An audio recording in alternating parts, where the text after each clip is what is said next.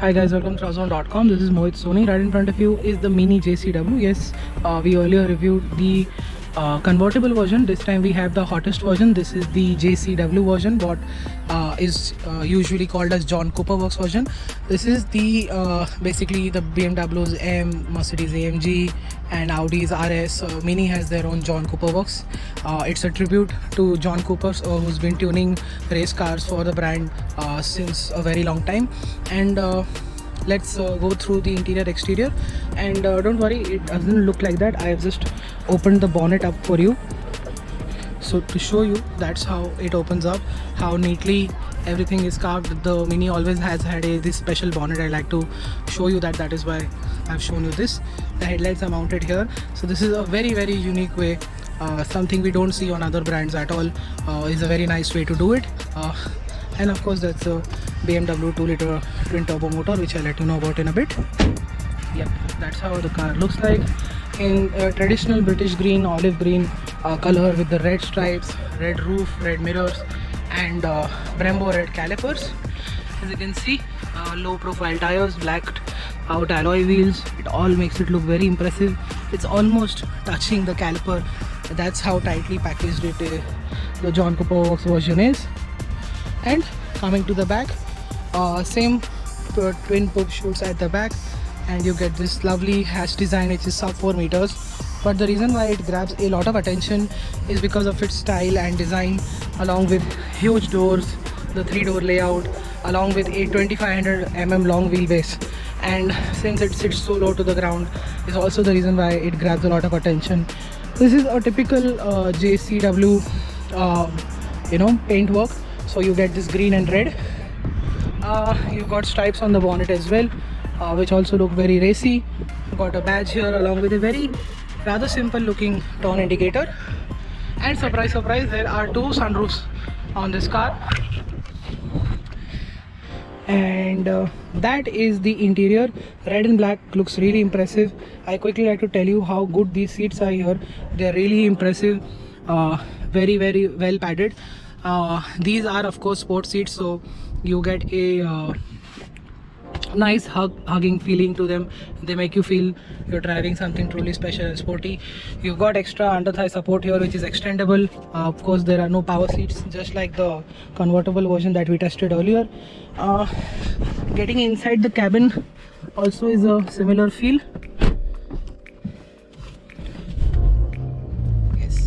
That is how it starts. It starts in a dramatic manner, and adding to the drama is also the heads-up display that is on offer with the car. I think that makes it look very sporty, and it has all the information. You can toggle through soundtracks and see the rev meter along with the speedometer. And this is the basic speedometer that we're seeing since quite a lot of time. In the Minis it continues to be seen here. Toggle switches as always look really nice, really cool.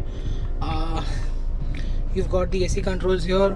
The Mini also gets an iDrive inspired infotainment system, and you've got these cool sports display here.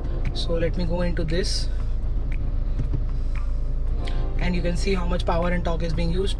If I go into the other version, it shows things like the range is okay, temperature is okay, and then it shows me this very cool outside temperature. Then it says sport mode deactivated, and then it says activate sport mode.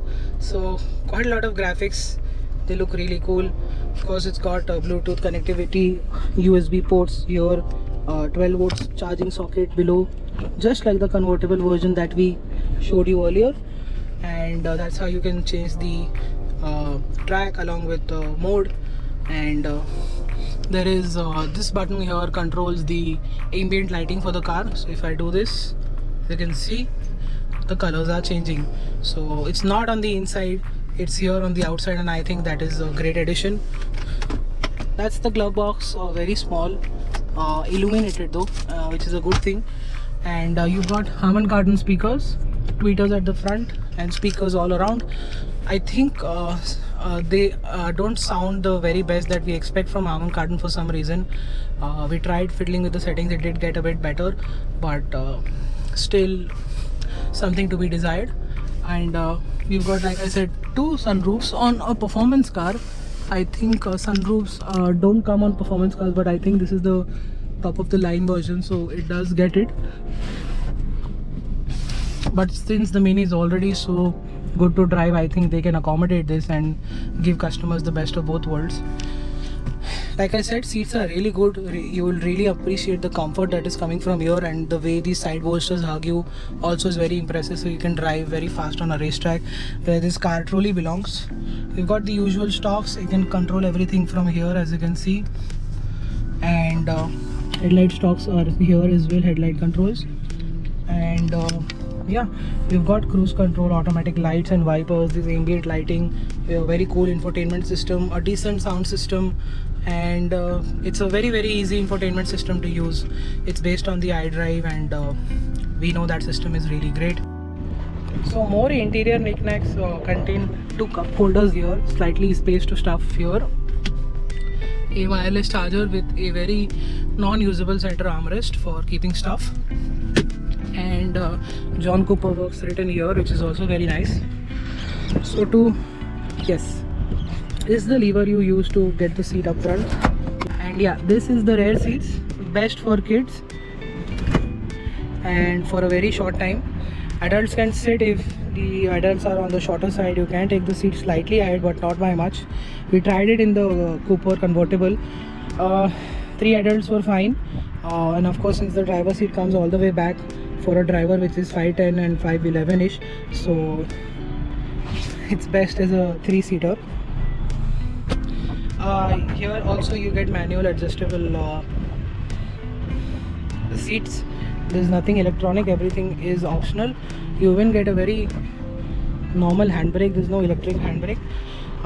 Most of the changes will come soon with the new version that is on its way within a year. That is the boot of the car. As you can see, it can keep a good amount of small bags and knickknacks. It can keep 2 big bags at best, so you should plan your trip accordingly. And of course you can lower the seats individually, and which also will open up more space. And you've got this other side around holder to put the hatch down. And let's find out how it's like to drive. So powering this Mini JCW is a 2-liter motor that we tested in the Cooper as well, but this is now rated at 230 bhp of power and 320 Nm of torque.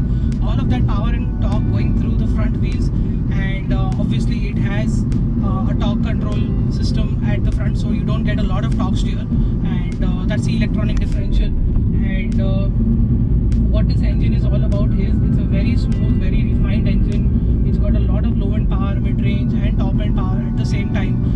It's a BMW motor, so it is tuned to perfection. The gearbox is also fantastic. It upshifts and downshifts really well, really quickly, be it in sport mode or in normal mode. What you also get is fantastic NVH from the engine side. You don't hear much most of the time if you're driving sanely, but if you are driving a little too aggressively like this right now, when you pop it into sport mode, a bit of torque steer that is well controlled, and it just shoots away with all power channeling you ahead with a very sporty intake note as well as an exhaust note. And let me try and make you hear that again.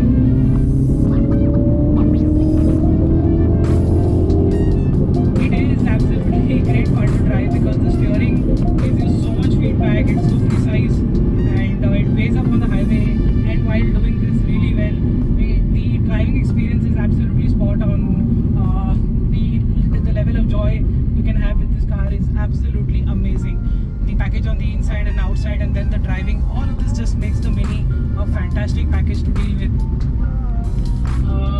Speaking of NVH, well, since it is on lower rubber, which is the 17-inch wheels, and the tires are 45 profile, that does translate into some amount of road noise coming inside the cabin, and most of the time it's not a worry given on good roads, but on bad roads or on concrete road you can hear that slightly. Most of the time you don't hear the wind noise and the road noise much, and it does give you that raw race car feel that John John Cooper Works is known for. It delivers that to a very large extent in a very controlled way. It does end up offering a good amount of luxury as well with the price tag that you are associated with, because you know you've got leather and you know it's a comfortable car. You've got great seats like I told you, but the suspension, since it's a John Cooper Works edition, you know the ride quality is on the stiffer side, and I would say it's just a couple of meters away from being borderline harsh. So you know when you go over, right now I'm on a very smooth tarmac, but I can still feel almost everything coming inside the cabin. But it's controlled in a way where you will not be tossed around too much if you're not going faster, but if you are slow enough, and you can live with the kind of bumps that will be transferred inside the cabin. Yeah, that's the steering, that's the suspension. We're both impressed by that, and obviously that ride quality comes at a cost, because there is absolutely no body roll, and highway stability even at any speed is fantastic. There is nothing to worry about. You can push this car as fast as possible on the road, as much it permits. On the track you can have an absolute blast with this car. Ride quality, like I'm telling you, it's almost bearable. And of course this is not going to be your daily car. Even if it's your daily car, you can still live with it, because the performance you get is fantastic. Even the fuel economy on this car is quite good, considering the powerhouse it is. It's been delivering 8 to 9 kilometers in regular driving, and you can go a bit higher if you put it in green mode, which is the eco mode, and extract a bit more of fuel economy with this car. But most of the time you're going to be in sport mode, enjoying this absolute amazing acceleration, which is instantaneous thanks to the gearbox and the engine tuning. It is something to look forward to every single time you will drive this car. There is very little body roll, stability is excellent, steering is good, suspension is on the sportier side.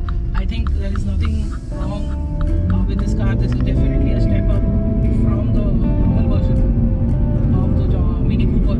It is worth it. It's worth the extra money that you will pay for it. It has that Mini John Cooper's badge over there. It totally deserves it. It is truly a performance version of the Mini, and one test drive is all it takes to absolutely fall in love.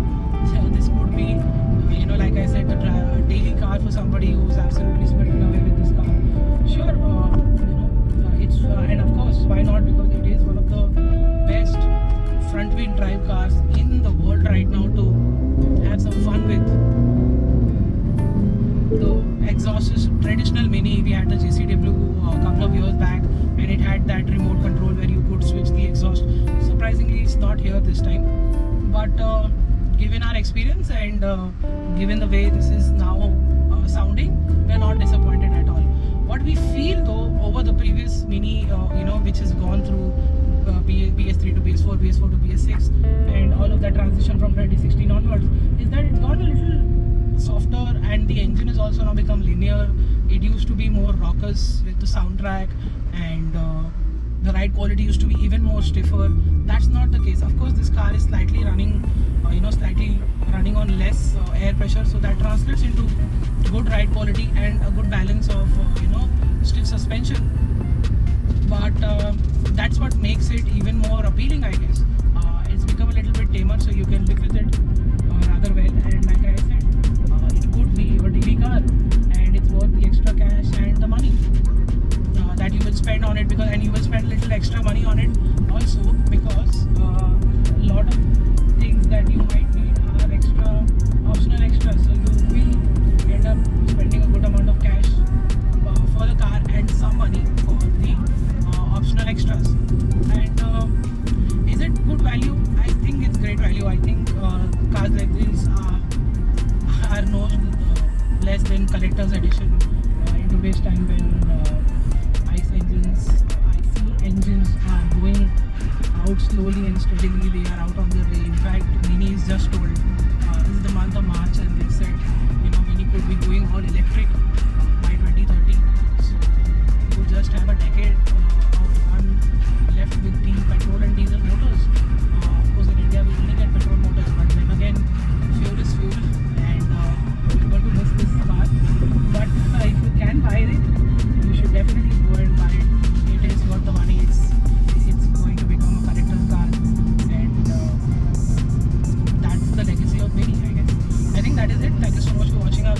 sure you like, share, subscribe.